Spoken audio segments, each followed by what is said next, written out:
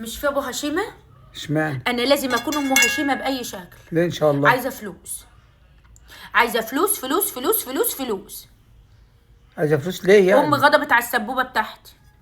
ما هي غضب عليه، ما عايزه سمنه وحياه بلدي. ربنا سكر. ها عايزه بص تعمل هنا، بالسمنه البلدي. بص هنا، بص خلاص يا اختي كلها لوحدك.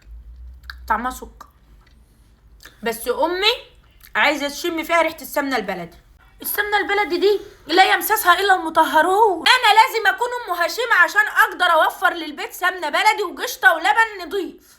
فانا عشان اوفر متطلباتي من سمنه ولبن وقشطه نضيفه لازم اكون ام هشيم. بجيبها بالغلا والكوى وبتطلع ما ريحتهاش سمنه بلدي.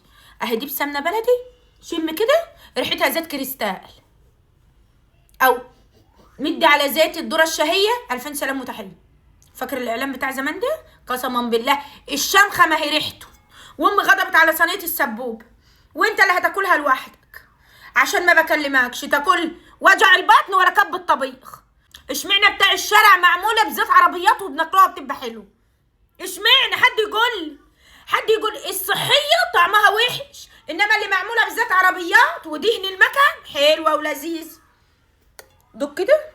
مش هتدوق. لا والله لازم تدوق. وربنا ما مين نضايق. هياكل السبوبه دي كلها؟ وربنا ما نواكي. والله لازم تدوق. وربنا ما حلفت يا والله بلوزي. العظيم ما نواكي. ما انا ما روح بكلمك. اصوم 20 يوم. اصوم 20 يوم؟ هو اليمين بقى 20 مش كان 3؟ ما عشان الحاجه غاليه دلوقتي.